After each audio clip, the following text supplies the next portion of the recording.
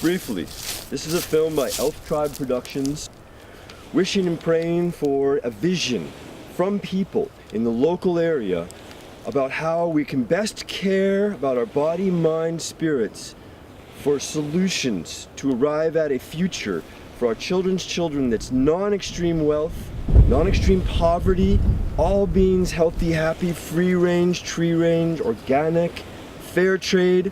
These are the questions asked to people in our community, offered to you to reflect upon. I'm Rachel Siegel, and I live in Burlington, Vermont. I'm the director of the Peace and Justice Center, which is a nonprofit membership organization with the mission to make a more peaceful and just world. We have been around since 1979. We're 35 years old, and the programs that we've run have evolved over the years. It started off doing anti-nuclear work, anti-nuclear war work. And we're currently involved in several campaigns looking at economic justice, racial justice, anti-war work, peace work, and fair trade. So we have a lot of really awesome artisans. We work with over 60 artisans, and some of them are fair trade certified and some of them aren't. In our book, if we meet an artisan cooperative that is doing really good things and is meeting all of the principles of fair trade without being able to pay for the really expensive fair trade certification, then we go ahead and take them on as a vendor. As part of fair trade, 10% is built into the price as a fair trade premium, and then that money is spent on bettering the community and community development.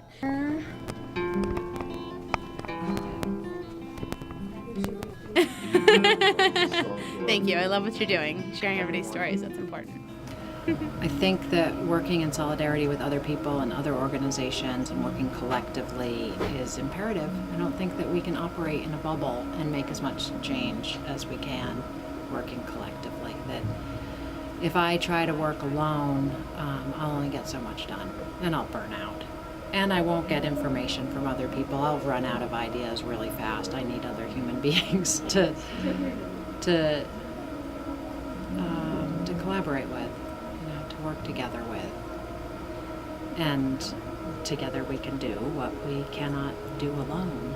Something that I believe deeply and that I act on a regular basis, that I ask for help and I collaborate and I delegate and I'm delegated to, and I seek connections with other people doing similar work, and it feeds me truly, that when I feel isolated in the work that I'm doing and the commitments that I have to making a better world, and then I end up in a situation where I'm surrounded by like-minded people, it is just such a tremendous relief to feel at home, and it just feels like there's, of course, so much more power in that group experience, and it's more than just 1 + 1 + 1. It's, it grows, the energy grows exponentially, I feel like, when there's a group of people working together for similar or the same causes. Put this event together, and that would be HopeWorks.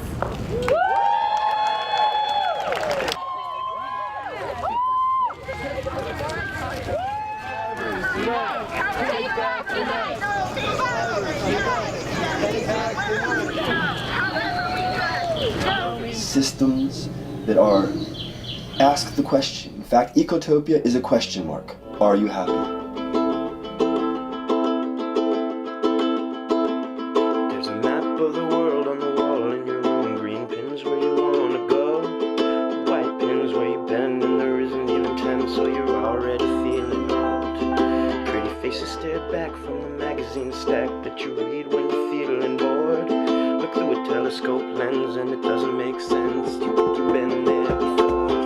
It's a far off feeling, up close kind of ache.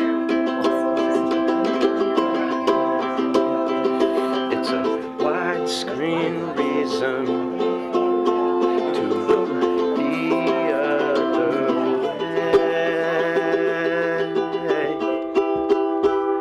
And there's a place by the lake where you go when it's late in the summer and the crowds are gone.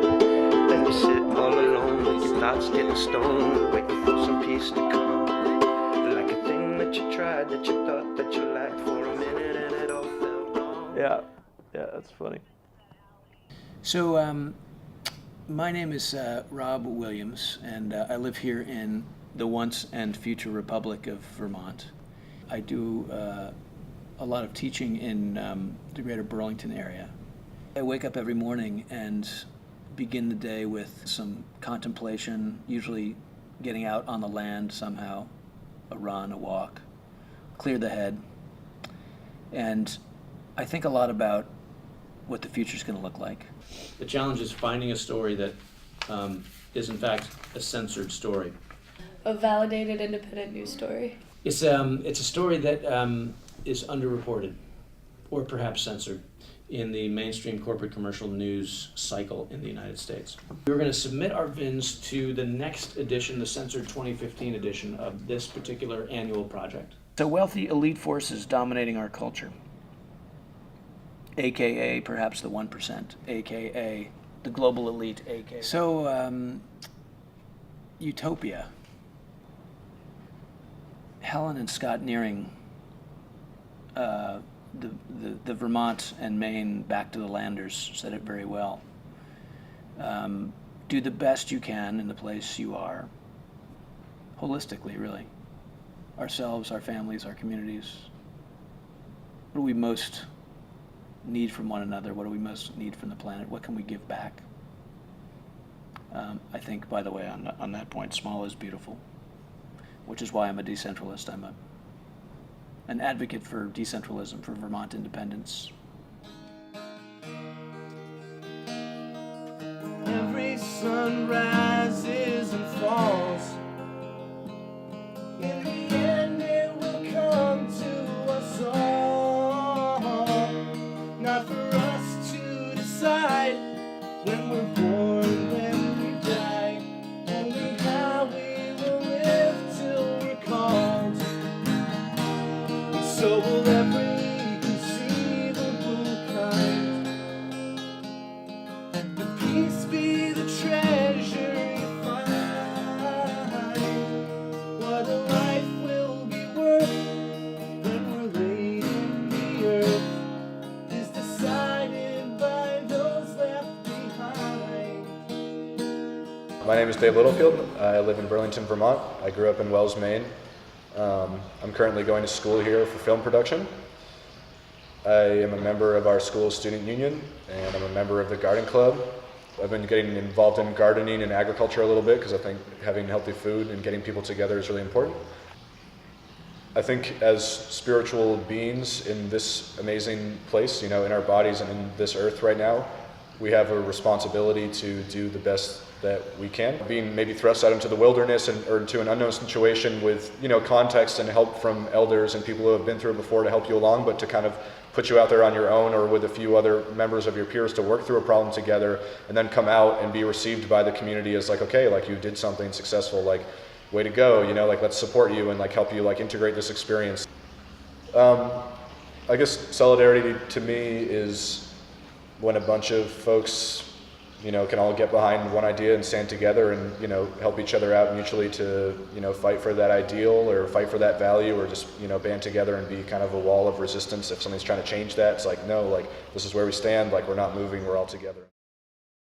And so I think on two levels there needs to be a revolution happening soon. I think in a lot of ways a large revolution that's unfortunately bloody or, large powers opposing each other, I wouldn't be surprised if that happens. There's a lot of things going on right now that need to be worked out, and that's a lot of times how it happens. But also on a slower, grassroots level, I think revolution is taking place, but can be helped along in terms of, wakening up people's spirits a little bit. Different generations will look at all the living on the edge of extinction, and the thousand red she's gone to oblivion.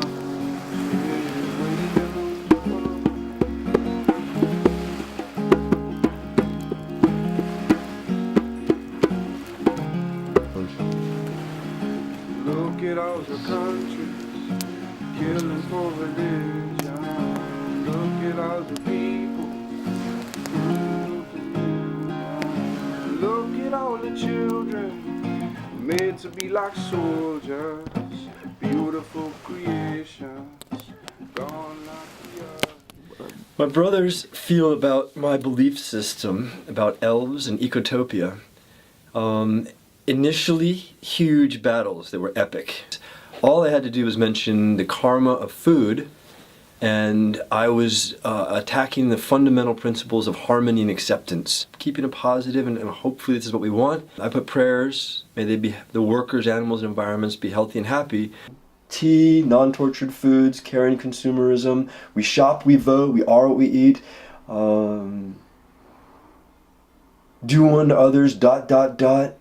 with all beings healthy, happy. And maximal 7 times minimum wage, egalitarian fair trade society is the core of a platform of Green Party, of Progressive Party. If all the parties unified under a platform of non-extreme wealth, possibly the people would vote for it. Because I don't think the people are that stupid. They would really want extreme wealth to exist. If they would.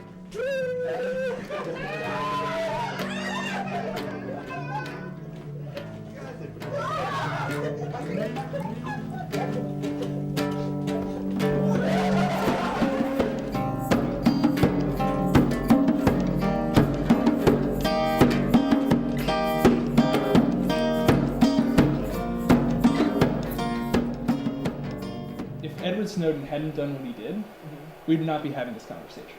Yeah. So my name is Matt Kropp, and we're doing this interview in Laboratory B, the hackerspace of which I'm a member, in Burlington, Vermont. The sort of creation of spaces of, non-judgmental, supportive communities that people can come and heal each other is something that I think is really important. It's like, a lot of the work I do is probably the 2 biggest things I put my energy in right now are kind of cooperative movement organizing and sort of internet freedom organizing. And I feel like in both, it's both something, again, where, when you're involved in the organizing, you find a community of other people who care about those issues. And so you're sort of meeting your own need in that way at the same time that you're advancing this thing that you believe in. And then in terms of skills, actually, at Lab B, we do some kind of basic kind of helping people like develop how to learn how to use these various tools that allow you to be anonymous. And are planning on doing a series of things called a crypto party, which is essentially getting together and sort of giving people the crash course and okay, let's put all these skills together and bam, we'll go. One of the most important ways that we can build community is to share stories with each other. Those communities then become the spaces in which larger projects can emerge, can be organized, events, actions, things like that. But that social fabric is the foundation upon which really meaningful movements can be built. What I think happened is that all those people who met each other, sort of in some ways self-segregated, but clustered around different projects. And there's communication informally between these affinities that emerged. But I think that these projects are sort of the next stage. So that kind of public clamor, just sort of, the drumming, for instance, was a great metaphor. This was people were being summoned.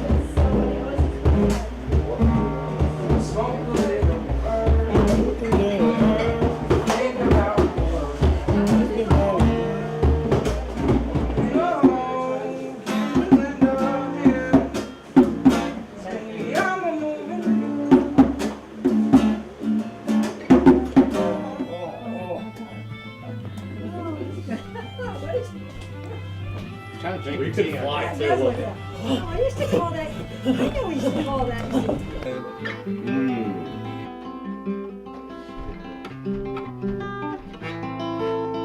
Sunshine, renewable energy.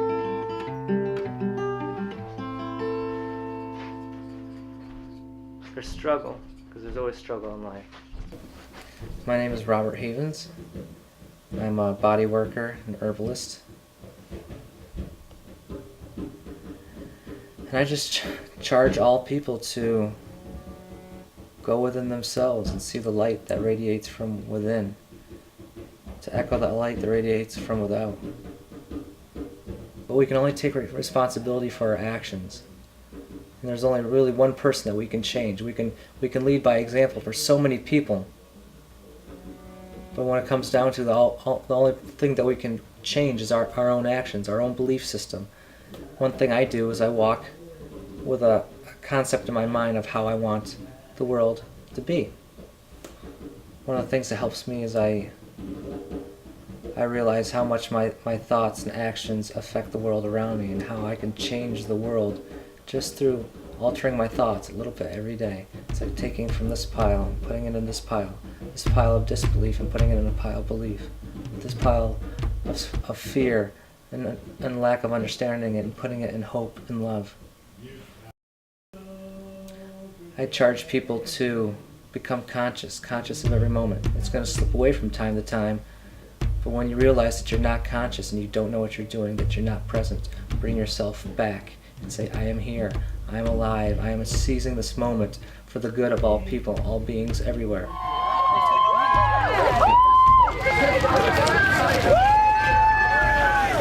We build walls when we ought to be building bridges. And we lose touch when we ought to be holding on.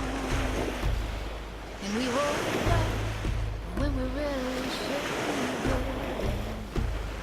And we hold back when we're holding nothing on. Freedom from fear of certain failure. Freedom from the borrowed place across every door. Freedom from things we just imagine.